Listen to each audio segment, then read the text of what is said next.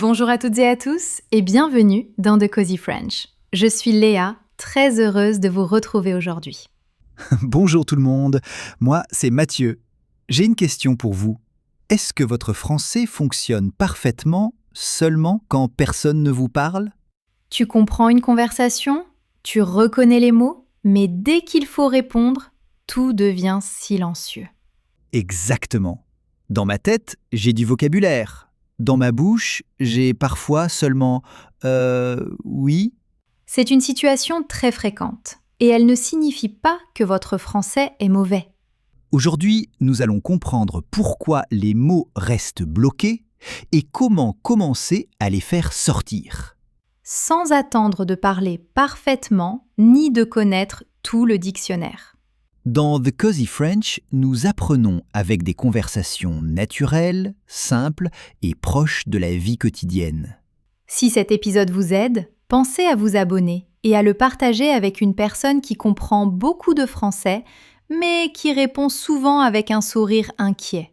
Et dans les commentaires, dites-nous dans quelle situation vous avez le plus de mal à parler. Au téléphone, dans un magasin, avec des collègues ou pendant une conversation rapide. Moi, je bloque surtout quand quelqu'un me pose une question inattendue. Même si tu comprends parfaitement la question? Oui, par exemple, quelqu'un demande « Qu'est-ce que tu as fait ce week-end ?» Une question assez simple. Pourtant, mon cerveau cherche immédiatement une réponse intéressante, correcte et bien organisée. Tu ne veux pas seulement répondre, tu veux produire une petite présentation. Avec une introduction, 3 parties, et une conclusion élégante. Pendant ce temps, l'autre personne attend. Et plus elle attend, plus je sens la pression monter. C'est là qu'un français passif ne devient pas automatiquement un français actif. Passif, ici, cela veut dire que je reconnais les mots quand je les entends ou les lis. Oui, mais pour parler, tu dois retrouver toi-même les mots, choisir une structure et les prononcer rapidement. C'est beaucoup plus de travail pour le cerveau. Exactement. Comprendre ressemble parfois à reconnaître un visage dans la rue. Alors que parler, c'est devoir retrouver le nom de cette personne immédiatement. Belle comparaison. Merci, elle m'est venue plus vite que certaines réponses en français. Une autre difficulté, c'est que nous écoutons souvent beaucoup sans produire. Je peux regarder une série pendant 1 heure et avoir l'impression d'avoir pratiqué. Tu as travaillé ta compréhension, ce qui est utile. Mais ma bouche est restée en vacances. Voilà, pour parler, elle a aussi besoin d'entraînement. Lire une phrase silencieusement et la dire à voix haute ne demande pas la même chose. Non, quand tu parles, tu dois gérer le rythme, les sons et parfois le regard de l'autre. Ce regard peut faire disparaître la moitié de mon vocabulaire. Surtout si tu as peur de faire une erreur. Je connais la phrase, mais je la vérifie tellement dans ma tête qu'elle arrive trop tard. On dit parfois qu'on cherche ces mots. Cela signifie qu'on connaît l'idée, mais qu'on n'arrive pas immédiatement à trouver les mots pour l'exprimer. Par exemple, je comprenais la question, mais je cherchais mes mots. Et chercher ces mots n'est pas un échec. Même les francophones le font. Bien sûr, la différence, c'est qu'ils utilisent souvent de petites expressions pendant qu'ils réfléchissent. Comme « alors »,« attends » ou « comment dire ». Ces expressions gardent la conversation ouverte. Au lieu de laisser un grand silence qui ressemble à une panne, Le premier objectif n'est donc pas de produire une phrase parfaite. c'est de commencer avec quelque chose de simple. Si je te demande « Tu as passé un bon week-end ?» Je peux répondre « Oui, plutôt calme, je suis resté chez moi samedi. C'est court, mais la conversation peut continuer.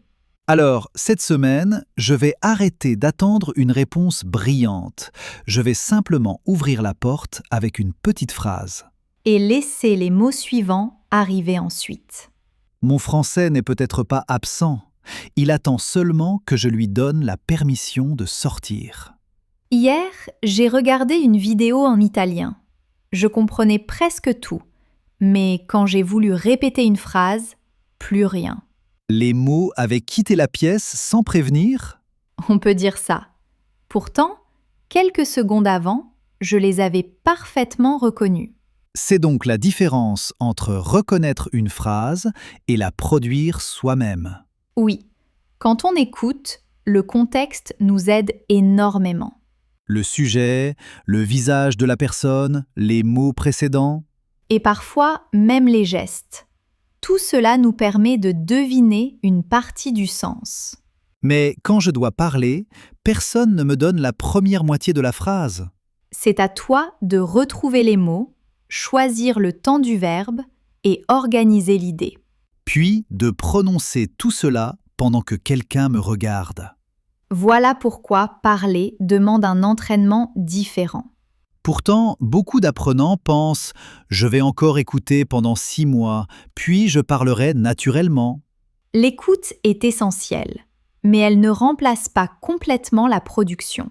Comme regarder beaucoup de vidéos de natation sans jamais entrer dans l'eau.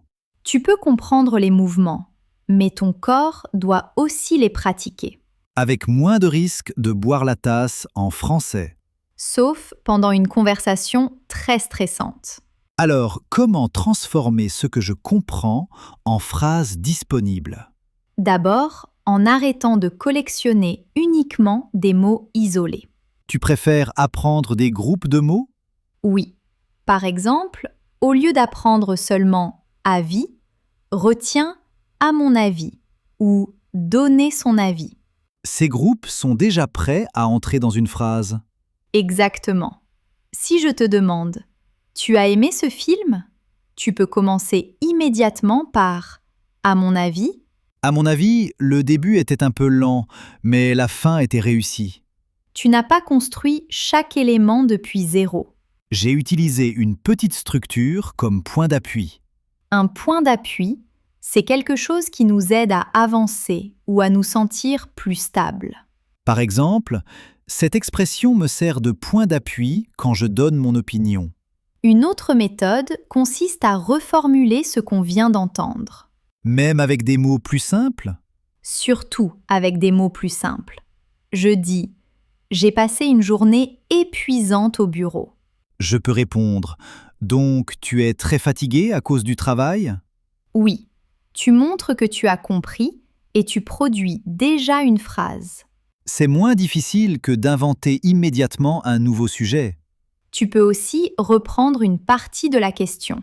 Par exemple, Pourquoi apprends-tu le français ? j'apprends le français parce que j'aimerais voyager et parler avec les gens. La question t'a donné le début de ta réponse. Je n'avais jamais remarqué que les questions contiennent souvent des morceaux utiles. Cela réduit l'effort, surtout au début. Mais est-ce qu'on ne risque pas de parler de manière trop simple? Au début, peut-être. Mais une phrase simple que tu utilises vaut mieux qu'une phrase élégante qui reste dans ton cahier. Je proteste un peu. J'aime mes belles phrases dans mes cahiers. Tu peux les garder, mais il faut aussi leur faire prendre l'air. Donc, je pourrais choisir 5 structures que je comprends déjà et les utiliser chaque jour. Oui, je pense que, ça dépend, j'aimerais, je ne suis pas sûre et en général. Puis, répondre à plusieurs questions avec les mêmes bases. Ton cerveau apprend ainsi à retrouver ces structures sans longue recherche. Et peu à peu, elles deviennent disponibles au bon moment. Comprendre te donne les matériaux. Parler t'apprend à construire avec eux. Alors, aujourd'hui, je vais arrêter d'admirer mes mots derrière une vitrine. Je vais en choisir quelques-uns, les mettre dans des phrases simples et les laisser enfin participer à la conversation. Il y a quelques années, j'ai vécu exactement ce décalage entre comprendre et parler. Dans quelle langue? En italien. J'étais à Rome avec une amie, dans un petit café près d'une place très animée. Je vois déjà les tables dehors, les scooters et l'odeur du café. C'était exactement ça. Il faisait chaud, les tasses s'entrechoquaient et les serveurs parlaient très vite. Ton amie parlait italien? Oui, assez bien. Elle discutait avec le serveur de la ville, du quartier et même de football. Et toi, tu comprenais? Presque tout. Je suivais la conversation, je reconnaissais les expressions et je savais quand il plaisantait. Tu étais donc prête à participer. C'est ce que je croyais. Puis le serveur s'est tourné vers moi et m'a posé une question. Une question difficile? Pas du tout. Il m'a simplement demandé si c'était ma première visite à Rome. Tu connaissais la réponse. Parfaitement. Je voulais dire oui et j'adore déjà la ville. Mais les mots ne sont pas sortis? Non. J'ai souri, regardé mon amie et attendu qu'elle réponde à ma place. Qu'as-tu ressenti? Une sorte de chaleur dans le visage. Plus le serveur attendait, plus la phrase semblait compliquée. Alors qu'elle était prête dans ta tête. Oui, mon amie a finalement répondu pour moi. Puis la conversation a continué. Tu as dû être soulagée. Sur le moment, oui. Mais quelques minutes plus tard, j'étais frustrée. Parce que tu savais que tu aurais pu répondre. Exactement. Je comprenais les autres, mais je restais spectatrice. Comme si tu étais derrière une vitre. Belle image. J'entendais tout, mais je n'osais pas entrer dans la scène. Qu'est-ce qui te bloquait vraiment? Le vocabulaire? Non, la peur de prononcer la phrase avec un mauvais accent. Tu préférais donc ne rien dire plutôt que parler imparfaitement. Oui, et c'était un choix assez absurde. Mais très humain. Plus tard, mon amie m'a demandé pourquoi j'étais restée silencieuse. Tu lui as dit la vérité? Oui, elle m'a répondu « Tu attends peut-être de te sentir prête, mais parler est justement ce qui va te préparer. » C'est une phrase importante. Elle m'a proposé un petit défi. Lors de la prochaine commande, je devais parler la première. Tu as accepté? Avec beaucoup moins d'enthousiasme que dans les films. Qu'as-tu commandé? Un verre d'eau. J'avais préparé la phrase dans ma tête pendant 10 minutes. Une commande extrêmement ambitieuse. Quand le serveur est arrivé, j'ai parlé trop doucement. Il m'a demandé de répéter. Le moment que tu voulais éviter. Oui, mais cette fois, j'ai répété plus clairement. Et il t'a comprise? Immédiatement. Il a apporté l'eau, puis il est parti. Rien de dramatique ne s'est produit. Rome a continué à fonctionner. Et moi, j'ai ressenti une petite victoire. En français, on dit parfois « franchir le pas ». Cela signifie enfin faire quelque chose qu'on hésitait à faire. Par exemple, elle avait peur de parler, puis elle a franchi le pas. Après cette commande, j'ai posé une autre question dans une boutique. Ton italien n'était pas soudainement parfait. Non, mais il était enfin vivant. C'est peut-être ça la différence. Une langue peut être correcte dans notre tête, mais elle commence vraiment à nous appartenir quand on accepte de la faire sortir, même avec une voix un peu hésitante. Maintenant, faisons quelque chose de concret. Je vais te poser une question et tu dois répondre immédiatement. Immédiatement, sans réunion préparatoire avec mon cerveau? Sans réunion. Qu'est-ce que tu as mangé ce matin? Du pain, avec du beurre et de la confiture. Très bien. C'était simple, mais j'ai quand même senti mon cerveau chercher une phrase plus intéressante. C'est justement le premier réflexe à construire. Répondre avant de vouloir impressionner. Une réponse courte d'abord, puis un détail si j'en ai envie. Oui, tu peux ajouter « J'ai aussi bu un café ». Mon petit déjeuner devient progressivement une histoire. Pour transformer le français passif en français actif, il faut produire chaque jour, même très peu. Est-ce que lire à voix haute suffit? C'est un bon début. Ta bouche s'habitue au son et au rythme. Mais je ne crée pas encore mes propres phrases. Voilà. Après avoir lu une phrase, ferme le texte et reformule-la. Par exemple, je lis « Paul est parti tôt parce qu'il avait un rendez-vous ». Puis tu peux dire « Paul avait un rendez-vous, alors il est parti tôt ». Même idée, autre structure. C'est une manière simple d'entraîner la production sans partir de zéro. J'aime bien. Le texte me donne les matériaux, mais je dois les réorganiser. Deuxième exercice, répondre à des questions courantes. Comme « Tu habites où ? Tu fais quoi dans la vie ? » ou « Tu aimes cuisiner ?» Prépare 2 réponses pour chaque question. Une très courte et une un peu plus développée. J'habite à Paris. Puis, j'habite à Paris depuis 3 ans, près d'un petit parc. Ainsi, tu peux choisir selon ton énergie et la situation. Et je ne cherche plus toute la phrase au moment où quelqu'un me parle. Troisième exercice. Répéter une courte phrase juste après l'avoir entendue. Comme une ombre qui suit la voix, Oui, cette technique s'appelle parfois le shadowing. je dois copier le rythme, les sons et l'intonation. Exactement. Pas pendant 20 minutes. 2 ou 3 phrases suffisent au début. Sinon, ma langue va demander une pause syndicale.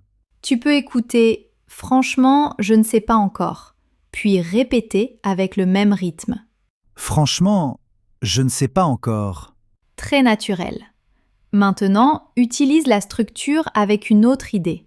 Franchement, je n'ai pas très faim.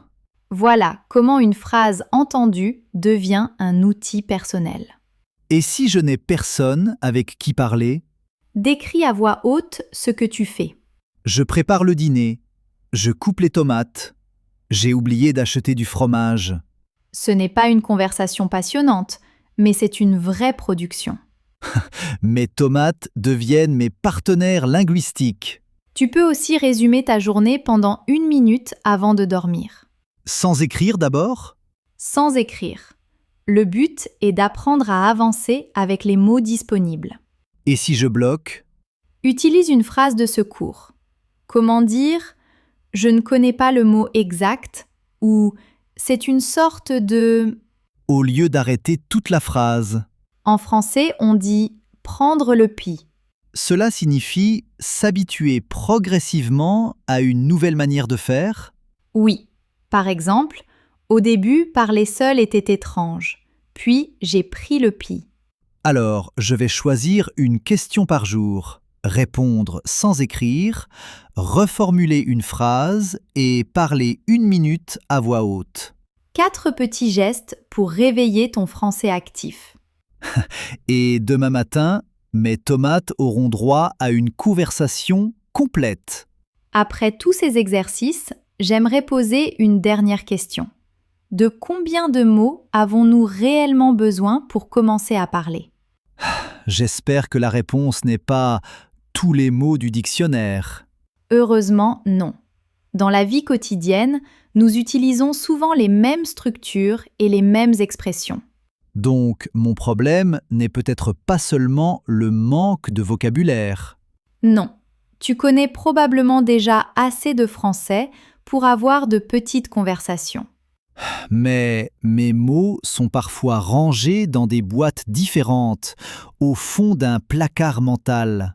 Et parler permet justement de les rendre plus faciles à retrouver. Je pensais devoir apprendre davantage avant de commencer. On peut toujours apprendre davantage. Mais attendre d'être totalement prêt devient facilement une façon de repousser. Comme acheter encore un livre de grammaire pour éviter de commander un café. Le livre peut aider, mais le café offre une autre forme d'entraînement. Surtout si je dois expliquer que je le veux sans sucre, mais avec un peu de lait. Commence avec ce que tu sais.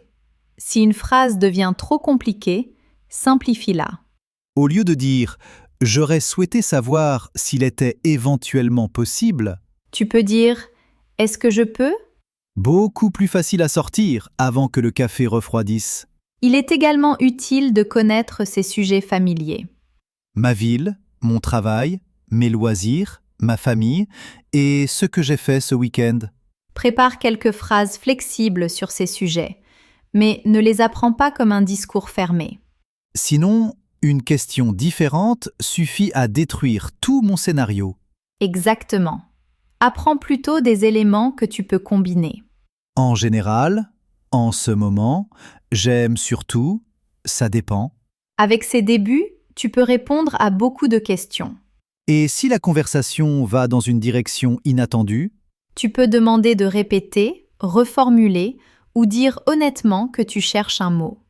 Je ne connais pas le mot exact, mais c'est une chose qu'on utilise pour... Voilà. Continuer à communiquer est plus important que trouver immédiatement le terme parfait. En français, on dit parfois « faire avec les moyens du bord Cela signifie utiliser ce qu'on a déjà à sa disposition, même si ce n'est pas parfait. ». Par exemple, je ne connaissais pas tous les mots, alors j'ai fait avec les moyens du bord. C'est une excellente attitude pour parler une langue. Je peux utiliser des mots simples, des gestes et même un peu d'humour. Oui, une conversation réussie ne ressemble pas toujours à celle qu'on avait imaginée. Parfois, elle contient une erreur, un rire et une phrase recommencée 3 fois. Mais elle crée quand même un lien. Et la prochaine conversation devient légèrement moins impressionnante. Pour cette semaine, choisissez une situation où vous utilisez normalement seulement votre français passif. Puis, ajoutez une petite action. Répondre à voix haute, poser une question ou raconter votre journée pendant 1 minute. Ne cherchez pas à tout dire. Cherchez seulement à entrer dans l'échange. Une phrase aujourd'hui peut devenir un réflexe demain. Et maintenant, nous avons une question pour vous. Dans quelle situation aimeriez-vous enfin oser parler français? Dites-le nous dans les commentaires. Votre réponse donnera peut-être une idée à un autre apprenant. Merci d'avoir passé ce moment avec nous dans The Cozy French. Continuez à pratiquer doucement et soyez patient avec votre voix. Et n'oubliez pas, votre français n'a pas besoin d'être parfait pour être entendu. On se retrouve très bientôt pour une nouvelle conversation. Prenez soin de vous et bye bye! Merci à tous, bon courage avec votre prochaine petite phrase. Et bye bye!